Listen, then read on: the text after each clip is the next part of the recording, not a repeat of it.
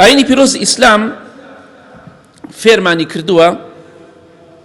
کە ئیزن وەرگرین پێش ئەوەی بچین و ماڵ خەڵک بە تایبەتی ئەمڕۆ جاران لە هەفتا هەشتاکانە ئیزنیجی دووەرەگرن مەجبوور ڕۆشتی تایە بەس ئێستا ئەمڕۆ پێویستە بزانیت تەلەفۆنت پێیە تەلەفۆنێک بکە بۆ خاوەن ماڵ بزانە ئەم پیاوە ئیشی نییە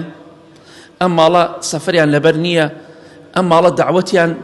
نەشوێنە داوەت نەکراون ئەخ زۆر ناخۆشە یعنی جاری وا هەیە تۆ لەگەڵ مناڵی خۆتا داوەتی لە شوێنێک لە ماڵێک وعدت داوە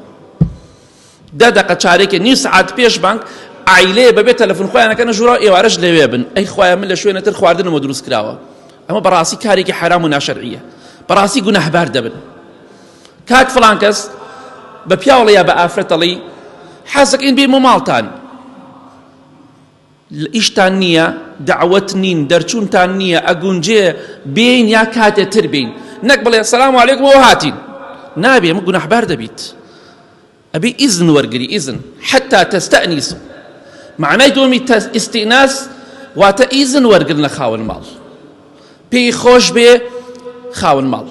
چەندەها جار کەس زۆرمان بەسەرمان ناهاتووە لە شوێنێک عیلەی دعوت بووینە یا خۆمان دعوت بووینە لەولا ماڵی خۆی کردوتە ژوورا دعوەتەکەمان فەشەرێنەوە لای کابرای خاوەن ماڵ شەرمەزار بووینە ئەی خوایە چی بڵێم بە خاوەن ماڵ بڵێم دعوەتین ئەڵێ منی بە پیاو نەزانی هەر جاتر مەرحەباشن ناکە با فێر ئیزن بین با فێر ڕەوشتی جوان بین ئەو ئیسلامە بەڕاستی ڕەوشتی جوانی تایە جاری وایە ژن و پیاو بینیان نییە قسەیان بە یەکەوە جارێ ژن و پیاو بینیان تەواو نییە پیاوەکە یعنی ئەوەنە لەگەڵ خێزانەکەی بینی تێک چوە ناتوانێت بڵێ خواردنەوە ئەم میوانان دروستکە ئیزین جوان وەرگرە کوردوەتەنی بیکە هێلکەی پاکراو ئەمجا بڕۆ بۆ ماڵەکە